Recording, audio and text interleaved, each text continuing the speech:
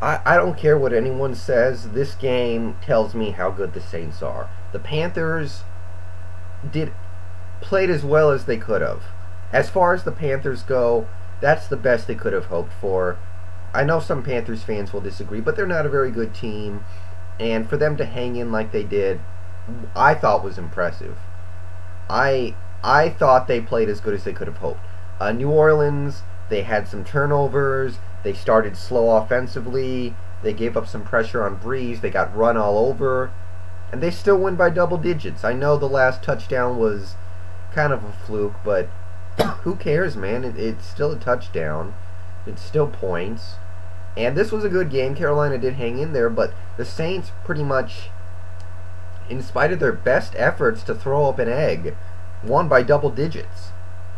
And I know Carolina's not very good, but I'm just saying that I think I know what we need to know here, because I know the Panthers fans were confident about this game. I know they felt good about it. I saw Big Nick's video. I saw a couple other videos from Carolina Panthers fans and posts on the forums I go to from Panthers fans, and they felt good about this one. And I think that at the end of the day, the Saints just showed they're a much better team than the Panthers, and it is, as John Fox would say, that is what it is. I don't see how they do worse than 14-2 this year. I really don't. Moving on, we got the Chargers and the Giants. Giants, they had this game, but you know, one thing about the Chargers, I don't think they're very good, but when they need to score, they score. And that impresses me. I mean, seems like whenever they need that touchdown to stay in the game or take the lead late or win the game or whatever, they find a way to get it. I mean, Rivers, I don't like the guy, but something about him, when he needs to make a play, it seems like he can make it. Finds Gates for a big gain. Vincent Jackson down the sideline. Whatever he has to do, there's something there. He's got a beautiful deep ball, which is obviously significant in situations like that. He's got, I don't know what you exactly call it, but when San Diego got the ball back with like 2 minutes left when they were down 6, I felt way too good about San Diego's chances to win the game, and they did it easily. They had plenty of time. They just carved right down the field, chewing up 20 yards at a time, and it really wasn't a thing for them against a defense that, well, actually the Giants' defense might not be good. Giants might not be good, period, but it seems like, I think they're a heavily flawed team, but when they needed it, they seemed to get it. I mean, when you think back to last year when they were 4-8 and their season looked like it was over, they somehow pulled 4 wins out of their ass. And when you look back at some of those wins, like the ones against Kansas City, a couple others too, where they just, when they absolutely had to have it, they had it. Giants, I know it's easy to second guess, but I would have gone for it on the 4th down at the goal line when they were up by 3 with like 2.5 minutes left. I would have gone for it. If you don't get it, San Diego has to drive the whole field. If you do get it, the game is over. But if you just kick the field goal, then San Diego gets a kickoff and pretty much has to drive the same distance to get a touchdown that they would have had to drive to kick a field goal. So, do you see what I'm saying there? Does that make sense? I know most head coaches don't have the guts to call something like that, but that's what I would have done. I really would have. Titans, Niners, 34-27.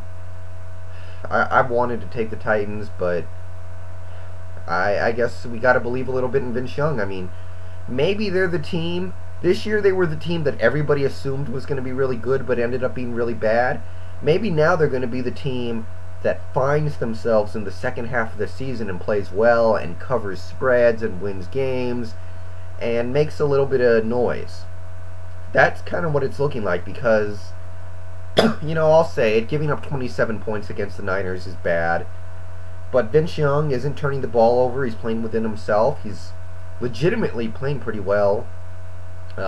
Defense forced a bunch of turnovers.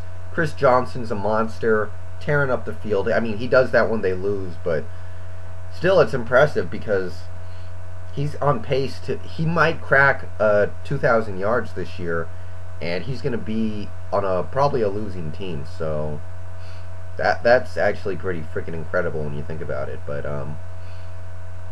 I mean, the Titans they won decisively. This game wasn't as close as the score, in my opinion. The Niners kind of tacked on a cosmetic touchdown, but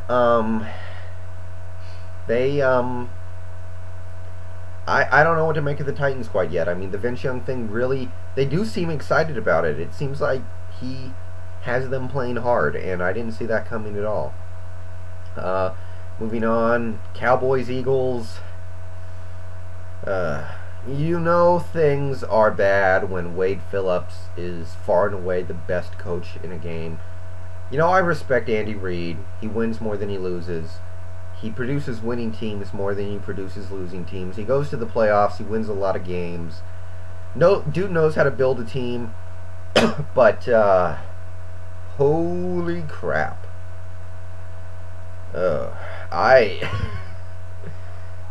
Where do you start with something like this? Well, the challenges were bad. In my opinion, you shouldn't be challenging a ball spot. Don't bother. It's not going to get overturned. It's a waste of time. It's a waste of challenge. It's a waste of timeout. You challenge things like you can challenge a catch. You can challenge the spot out of bounds when somebody steps out of bounds. You challenge, did he break the plane? But when there's a big pile of people, don't bother challenging the position of the ball in a quarterback sneak. You're wasting your freaking time. But, what else was there? He did some bad things. You know, the play calling wasn't stellar, but I didn't think it was too egregious. Kicking the field goal at the end was horrible. Horrible. And I know it was 4th and 12, but you got to go for it. The field goal really doesn't do anything for you. Somebody explain that one to me. I don't get it. And, you know, Wade Phillips did have one stupid challenge in the game. And I'm not saying he's a good coach, but Andy Reid made him look like George Halas and freaking Bill Walsh. I'm just saying. I wasn't overly entertained by the game, but it was a good game. It was close. Good NFC smash mouth battle. Couple of big plays. I thought the Cowboys did an awesome job of limiting big plays by the Eagles. They only really had one big play, and that's how you stop Philly. But the number one thing I took out of that game was Roy Williams might be slowly rounding into shape because he did have 5 catches, and you know, that's pretty good. Not where they want him to be, but maybe he's improving. Maybe he's finding himself, and if he does, that's really a scary thought. And that's the main thing I took out of that game. I think both these teams will be in the playoffs, though. Pittsburgh, Denver. I didn't get to watch this game, obviously, but from what I saw, you know, based off what I saw, you could kind of tell really early in this game that even though the score was really close and neither team was moving the ball, you kind of knew Pittsburgh was just gonna come out and look really good tonight. I mean, on last night, you kind of could tell. I got the feeling that they were just there to put on an exhibition of how they're not done yet, even though they have 2 losses. That they're not done. They're not going to go silently into the night.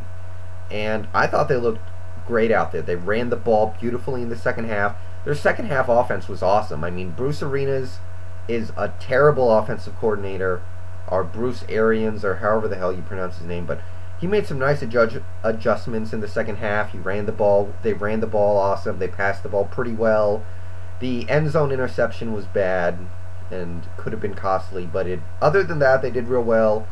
Defense was strangling. Defense was strangling, although Orton played like a piece of shit. And, you know, you wonder if he's going to come crashing down to earth. I'm not going to say that yet, but it's something to keep an eye out for. And I mean, Orton really did play a bad game. He threw bad picks. He ran into some sacks. He, for the most part, he was hitting receivers. But whenever he wasn't hitting a receiver, It was bad news. It was turnovers. It was running into stupid sacks. It was throwing bad picks. It was bad news, and it results in 3 offensive points, and that kind of tells you everything you need to know. And again, I didn't get to watch the game, but as near as I could tell, I thought Pittsburgh looked really good. And the home field, the main reason I took Denver was because of the home field, but somehow it didn't affect them. They plugged and chugged away, and it's impressive. So that's the week. Nice solid week of football. I think next week is going to put it to shame, though. I think next week we got things like the Steelers-Bengals, we got the Pats-Colts, we got a lot of good games that are going to be very meaningful down the road. So buckle up, guys. It all starts with Thursday Night Football. Not a great game, but could do a lot worse. It's an okay game, so I'll talk about that later on. But for now, I'll just say I'll see you guys later.